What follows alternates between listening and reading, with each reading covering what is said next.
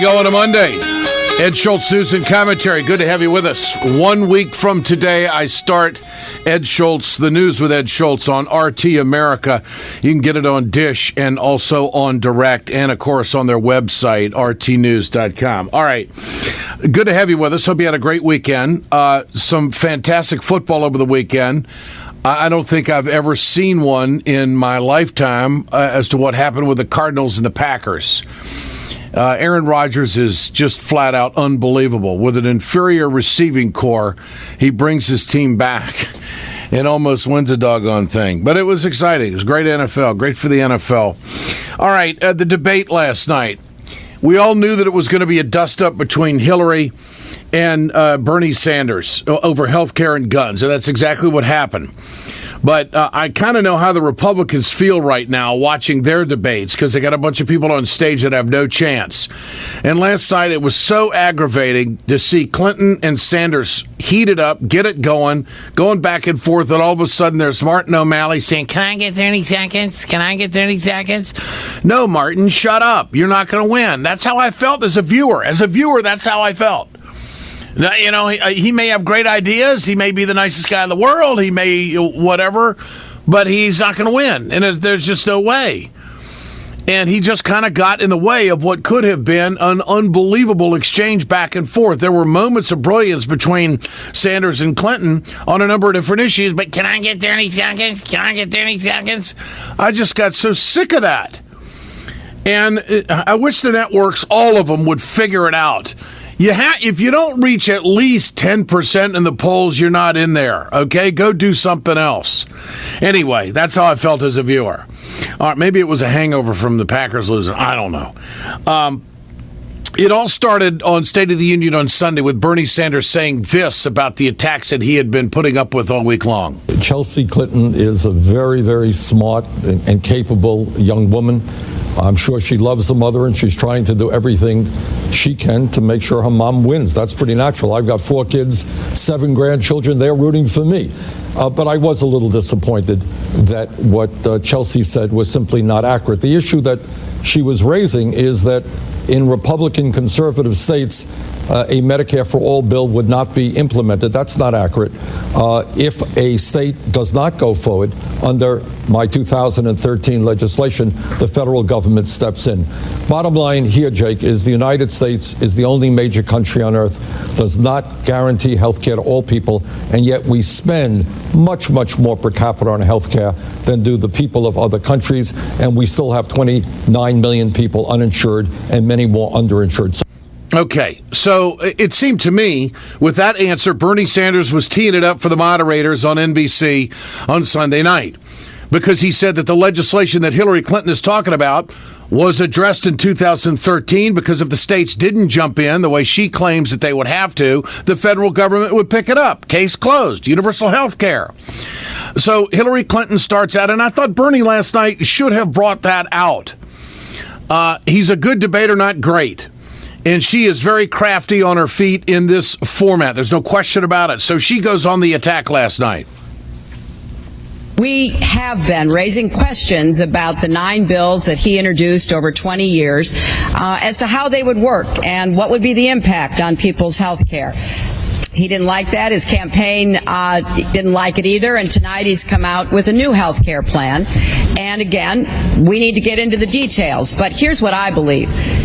The Democratic Party in the United States worked since Harry Truman to get the Affordable Care Act passed. We finally have a path to universal health care.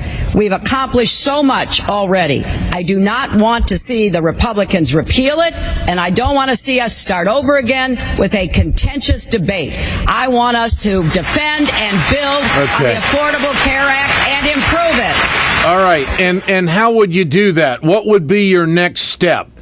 Do you think that Terry Branstad of Iowa would not try to block everything? So the bottom line is it has to be federal to circumvent any kind of governor getting in the way of universal health care. That's the point. And the political reality in Washington is, yes, they have voted to get rid of Obamacare, and yes, the president had to veto all of that.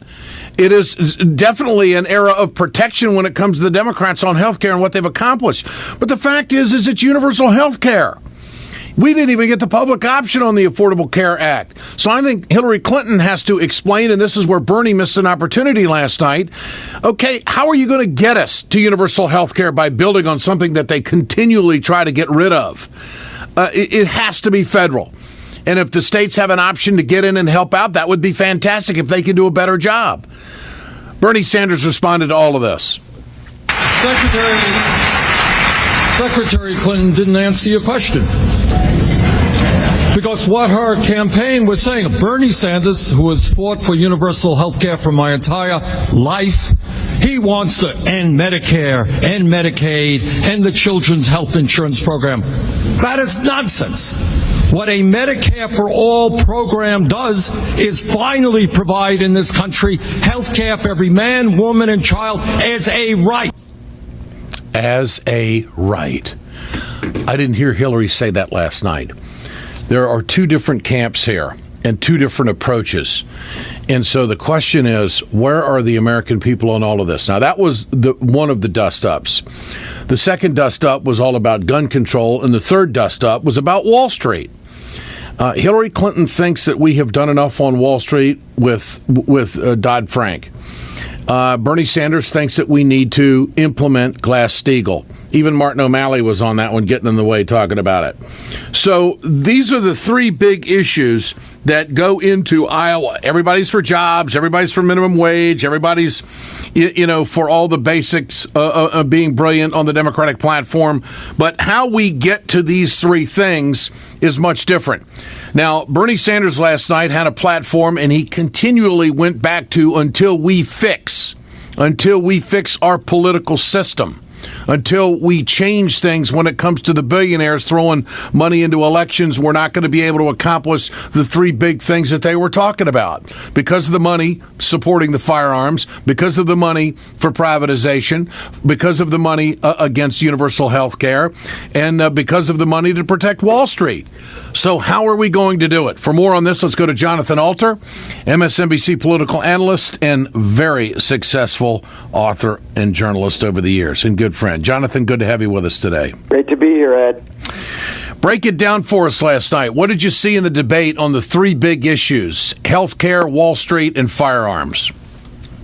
Well, I think that in terms of where the Democratic Party is, Sanders has the edge on the role of money, the role of Wall Street, and on the issue of firearms, Hillary has the edge. And I think she also has the edge on health care. The reason is that Sanders is addressing kind of the fundamental issue that undergirds all of these issues, which is money in politics, the role of wealthy Americans and corporations in buying Congress. And while Hillary is not bad on those issues, Bernie's passion comes through more on them. However, on health care, where Hillary has a lot of credibility because of her work going back to the early 90s, I'm not sure the Democratic Party has the taste for reopening that can of worms right now. And her embrace of Obamacare, I think, was effective, especially in front of a South Carolina crowd that's very pro-Obama. And on guns, I think Hillary is closer to the mainstream of the Democratic Party right now and was able to put Bernie on the defensive somewhat. But it was a good-spirited debate. I'd call it a draw. And I think Democrats generally can be proud that they've got two candidates who are miles ahead of the Republicans in addressing the real issues of the country, and a hell of a lot nicer to boot. You think it moved any needles in Iowa? I don't think that it did. I'm not sure it changed Bernie's momentum in Iowa. I think he's got the momentum. These races are toward the end come down to momentum, and I don't think Hillary was able to derail him, his momentum in Iowa. But you got to remember that so much of these Iowa caucuses comes down to an organizational struggle, and they're both very well organized there, and we won't know until caucus day which one has the superior organization. I think whichever one does, because this is a whole evening, Ed, to go to the caucuses. For those of your listeners who don't live in caucus states, you got to find a babysitter. You got to decide that you're not going to do anything else that evening except drive often a fairly long way and spend a couple of hours. You can't just go in, vote, and leave. That's not the way it works. So it's the candidate who has the best organization to bring their people out who wins those Iowa caucuses, if it's close, which this one is. And we just don't know that yet. This is Bernie Sanders talking about the national polling last night, and I think he's been waiting for a long time to bring this out on the platform of a debate to try to get people to erase this narrative in their head that Bernie can't win. Listen to this. Well, let me talk about polling. As Secretary Clinton well knows, when this campaign began, she was 50 points ahead of me. We were all of 3 percentage points. Guess what? In Iowa, New Hampshire, the race is very, very close. Maybe we're ahead in New Hampshire. In terms of polling, guess what? We are running ahead of Secretary Clinton in terms of taking on my good friend Donald Trump, beating him by 19 points in New Hampshire, 13 points in the last national poll that I saw. I think he's been waiting a long time to say that. Yeah. I love the my good friend Donald Trump. The thing about Bernie Sanders is he's turned into a much more charming candidate than I think those of us who've known him around Washington for years expected. We thought that he was going to be a crabbier candidate, and he's got a real he's got a tone, a kind of a light tone that works with the anger, with the sense of outrage in a way that is very effective for his candidacy. Mm-hmm. I have to say that speaking fees on the rubber chicken circuit don't bother me at all. Really? $600,000 from Goldman Sachs or Wall Street to go speak at a banquet, that doesn't bother me. Really? I'm totally the opposite of you. It's really funny. We really disagree on this point. It's one of the things that I really do not like about Hillary Clinton's behavior in the last few years. I think it was really dumb of her to do that. Why did she do that after she left as Secretary of State? She can make money. She had plenty of money. They're worth tens of millions of dollars. Some people think the Clintons are worth close to $100 million. She knew, or she should have known, that this would send a terrible signal. It's a symbolic thing, but it's not smart. It's not smart, and it doesn't put you in a good position to go after them hammer and tong. Now, I mean, I think on the other hand, I think that she has more credibility on health care. So when he says, look, I want to go back and, we're going to get single payer. Look, everybody, including you and me, we are ideally for single payer, but it is not practical right now. And I thought that she kind of nailed him on the fact that Vermont tried it and they had to back away from it in his home state. You need political power to do that kind of stuff. You not only need political power to send the insurance companies into oblivion. His position means abolishing all health insurance companies in the United States. But he's also talked about a political movement to accomplish that. That's what he's starting. That's not going to happen. Here's the problem, Ed. Here's the problem. It takes energy on a particular issue to create really big political change like that. Yeah. You and I argued about this in the run-up to the passage of Obamacare in late 2009, early 2010. Democrats have been trying without success at that point for 70 years to get single payer. It's not a matter of just, winning the presidency and then starting to build a movement. It is super tough to do that. You're telling everybody, you're throwing everybody off their insurance and saying your insurance now is the government.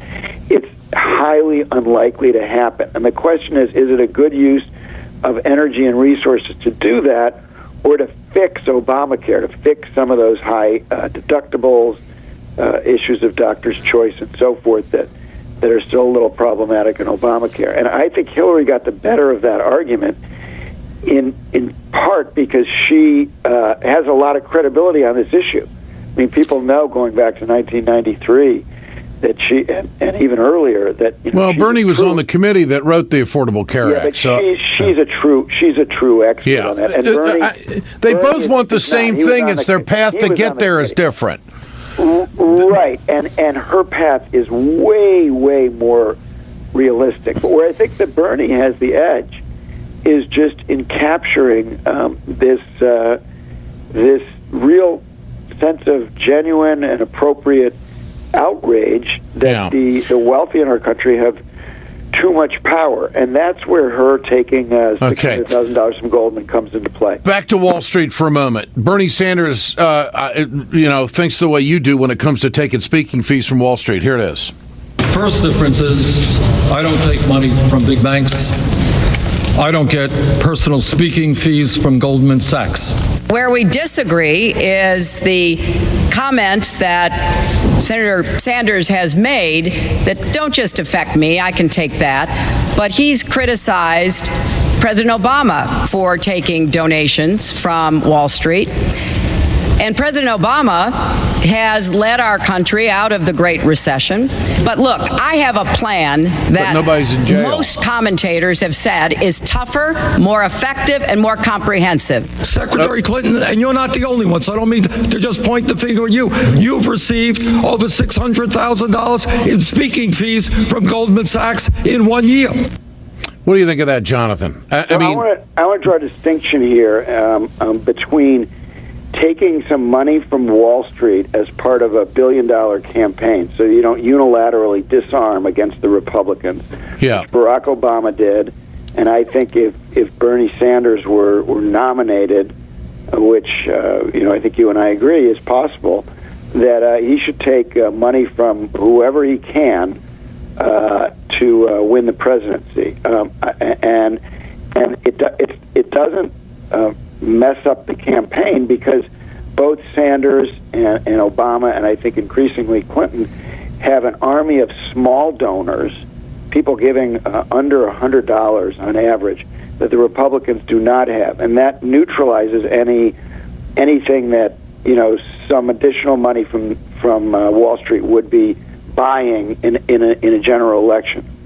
However, I think that personal money that goes into your pocket through speaker's fees, well, it might be fine for anybody else. I mean, I don't have, I take speaking fees. I'm sure you do as well. Sure. I don't think is right if you're trying to, is smart. I mean, it's not disqualifying in any way. It doesn't make me want to vote against somebody, but I don't think it is a smart thing to do if you want to run one of these campaigns saying that you're not too connected to Wall Street. So to me, it goes to her judgment. Like, why in 2013, 14, whenever it was, why would she be doing this instead of having her head screwed on right about appearances? So to me, it's more that than that. There's that somehow it's wrong to take money as Obama did for your campaign. Yeah. She just cannot bring herself to breaking up the banks, and that's what Bernie wants to do. He thinks that's the crux of it all, and I don't disagree. Jonathan Alter, always great to visit. We'll do it again. Thank you. Great talking to you. You bet. This is Ed Schultz News and Commentary, brought to you by Communication Workers of America, Alliance for American Manufacturing, BioGreen Clean, and the iSave team. Ruth Conniff joins us. Her take on what unfolded on Sunday night in the debate and moving forward into Iowa. That's next. Stay with us. Hey, folks, you've heard me talk about BioGreen Clean. I'm going to show you right now on my airplane just how tough this is. I want you to keep in mind, chemical-free, 100% plant-derived, biodegradable. It is the safest cleaner that you can get, and it's the most effective. Go to our website, wegoted.com, or go to biogreenclean.com. www.biogreenclean and order today. It's time to continue our conversation about mechanical insulation. Mechanical insulation is for the piping systems in our nation's commercial and industrial facilities. Facility owners are burning up billions of dollars through the lack of mechanical insulation on these piping systems. Call the iSave team. Insulation saves America valuable energy, and this team of energy conservation specialists is shovel-ready to save you money. Visit iSaveTeam.org to have a specialist give your plant an energy audit. We perpetuate a culture of crime all the way from Wall Street right down to the main street in our hometowns. It's worse than it has been since FDR took control of the problem and said we can't count on industry taking care of the American labor. They probably have already engaged into some type of criminal cover-up, and the law prohibits the government from even doing anything about it. Catch America's lawyer Mike Papantonio on YouTube at youtube.com/GoLeftTV. From the steel mills of Pennsylvania to the auto factories of Michigan to the modern makers movement, manufacturing makes our nation great. I'm Scott Paul, president of the Alliance for American Manufacturing.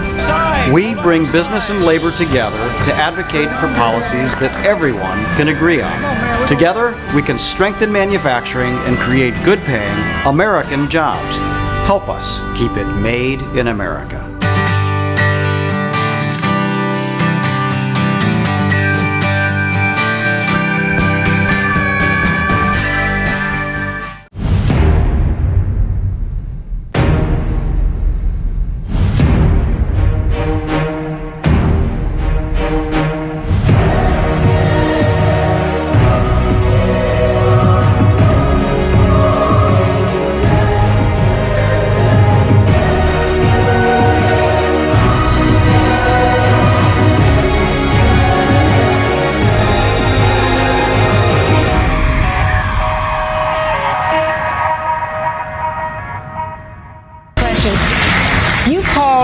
Bill Clinton's past transgressions, quote, totally disgraceful and unacceptable.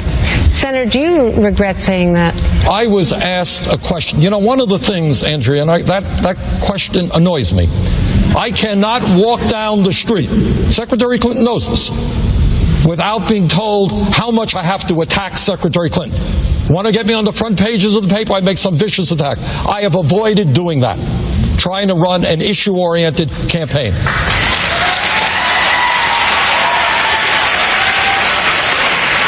I was asked a question. You didn't have to answer it that way, though. Well, why did you? Then if I don't answer it, then there's another front page source. Yes. And I mean this seriously. You know that. We've been through this. Yes, his behavior was deplorable. Have I ever once said a word about that issue? No, I have not. I'm going to debate Secretary Clinton and Governor Malley on the issues facing the American people, not Bill Clinton. Now that's how you answer a question. You know, I think that Andrea Mitchell didn't think that Bernie Sanders was going to confirm what he had said about Bill Clinton being deplorable. But he did. And then he went on to make the distinction that during this campaign, he hasn't. And so it is about issues. It is about Wall Street. It is about the economy. It is about health care. It is about firearms. And I think last night was the best debate so far. Unfortunately, it was on a Sunday night. Debbie Wasserman Schultz defending it, but we'll get to that in a moment. But first, I want to bring in Ruth Conniff, editor of the Progressive Magazine. Ruth, good to have you with us. Great to be with you, Ed. How did Bernie handle that last night, and did he finally put it to rest? I just thought that was brilliant. I thought it was possibly the best moment of the debate. And, you know, not unlike the email exchange that Bernie and Hillary had in the previous debate where he said, you know, I don't care about your emails. And people went crazy because he really has succeeded in breaking the mold of politics as entertainment that really takes us nowhere as citizens. And I think that was so clear there that he, exactly as you said, he was truthful. He did not back away from what he'd said, but he just pointed out how tawdry and cheap that kind of politics is. And I thought that was extremely well done. And when he said that, you know, President Clinton's behavior was deplorable, Hillary was shaking her head in agreement. I know. Well, she sort of set herself on nodding in agreement mode. I'm not sure if she meant to keep going at that point. I was waiting for the follow-up question from Andrea Mitchell, and you agree with that, Secretary Clinton? I mean, that would have been news. All right. There were 3 big issues last night, Ruth. One of them was Wall Street. Is it an issue that she's taken speaking money from Goldman Sachs? Is it an issue that she does not want to implement Glass-Steagall, and that she thinks that Dodd-Frank goes far enough? I think this was a big issue last night, and then Bernie followed up saying, we're not going to get any of this stuff done unless we take the money out of politics. Break it down for us. What do you think? Absolutely. It's a huge issue. I mean, that's why we had the Occupy movement. And this is a country that's been through the financial crash that has, I mean, there was the trailer during the debate for this Hollywood movie that is, kind of a weird take, but nonetheless an extremely dramatic take on the subprime mortgage crisis. And, the guy that's going to shoot everybody and blow up one of these CNBC go, buy more stock talking heads.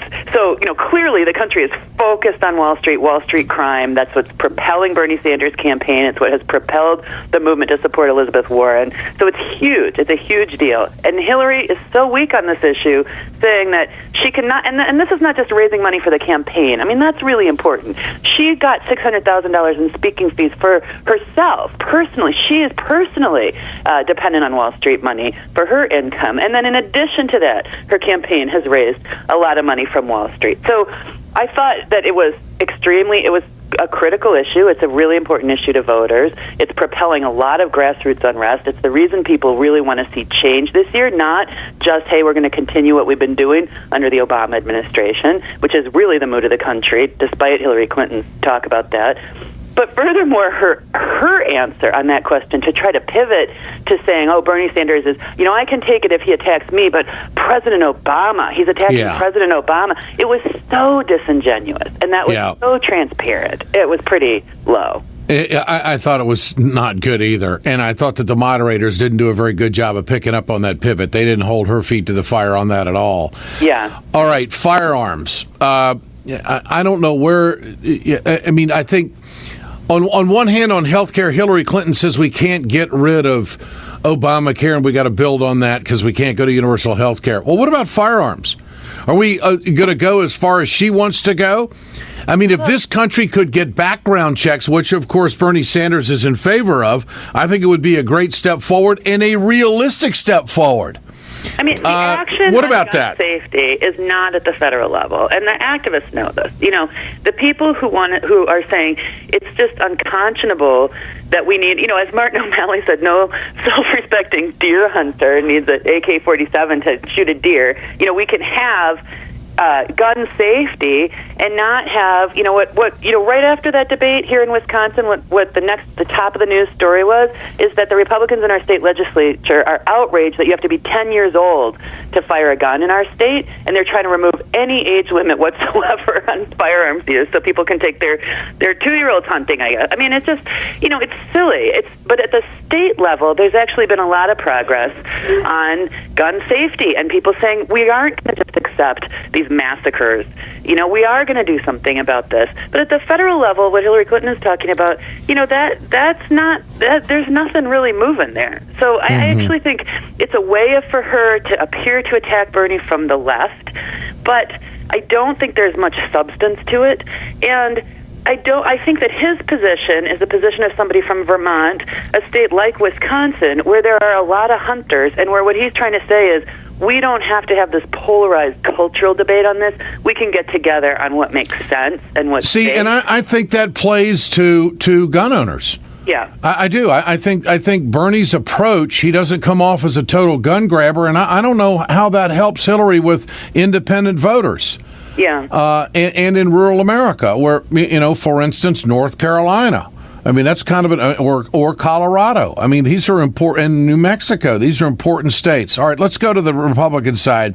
Ted Cruz cut 10 on the list today, going after Donald Trump for his ties to, I guess, instead of saying New York values, he picks a bunch of New Yorkers that Donald Trump is connected to. Listen to this.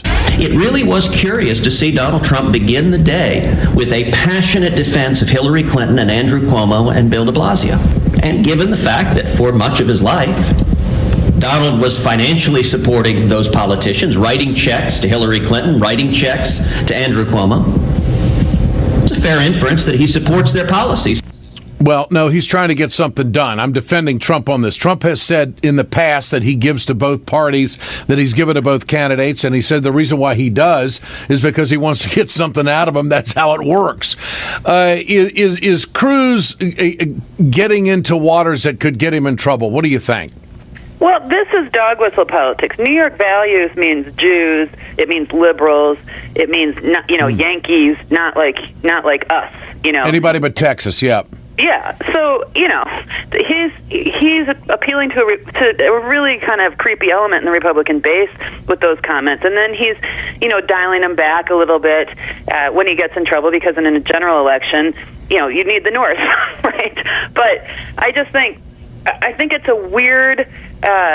It's a weird exchange, partly because Ted Cruz's wife works for Goldman Sachs, and he's dependent on several undisclosed loans from Goldman Sachs to float his Senate campaign. So, the man is not a representative of hometown values versus New York values. It's ridiculous. Here's Trump responding. I mean, you give a campaign contribution to Ted Cruz, you get whatever the hell you want, okay? Whatever you want. And he's a very nice guy, but you give him, you have to get, right? You have to get, excuse me. He didn't report his bank loans? Excuse me. Didn't report his bank loans? Say whatever you want. He didn't report bank loans. That's okay. He didn't report his bank loans. He's got bank loans from Goldman Sachs. He's got bank loans from Citibank folks. And then he acts like Robin Hood. Say whatever you want, but it doesn't work that way. I'm going to agree with Trump on this. If you're going to be president of the United States, you better have your personal detail in order. And for Cruz not to report loans, I think is fraudulent. For Marco Rubio to disguise his operating with a credit card and the way he fragrantly handled his finances, I think is an issue. And I think you can't be short on detail if you want to be president. You better be full disclosure. That's my take. Ruth, your thoughts on this? Yeah, I think cheating and breaking the rules is not a good sign in a candidate. And I think what Trump is doing, which is sort of interesting, is saying, yeah, I worked the system and I bought politicians, and he uses himself as an example of what goes on in our political system. And what goes on is distasteful, and it's anti-democratic, and it means that rich guys like Trump can get things that they want by spending money. But it's refreshing to people to hear him describe that and use himself as an example, which is sort of unimpeachable. But it's the opposite of Bernie Sanders, who's saying we got to fix this system, not, I'm the rich guy who can buy the government for myself. What Trump is talking about is fraud, but he didn't use the word. If you owe money to other institutions and you go into another bank and you want to get a loan and they're going to approve you and you don't list it, that's bank fraud. At the bottom of the page, it says you're going to sign this saying that everything on here is correct and there's full disclosure. I think that this is a real soft underbelly for Ted Cruz. And a guy who went to Harvard, a guy who is so allegedly so educated and so on top of the Constitution, he doesn't even know what his own personal finances are, and he didn't disclose the bank loan, and he calls it a clerical error. No, I don't believe that at all. You mean he signed the form without knowing? Come on, I think the guy's a joke. That's my take on it. All right. Ruth, finally, are people in Wisconsin recovering after the Packer loss? I don't know. It may be a while. It was such a unbelievable last minute. It was. All right. Ruth, always good to visit. We'll do it again. Thank you. All right. Thanks, Ed. You bet. Ruth Conniff, Progressive Magazine. This is Ed Schultz News and Commentary, brought to you by Communication Workers of America. I invite you to go to their website. They got phenomenal information about all the big issues that are out there for the progressive movement. Alliance for American Manufacturing, BioGreen Clean, and the iSave team bring you this production. We're back tomorrow.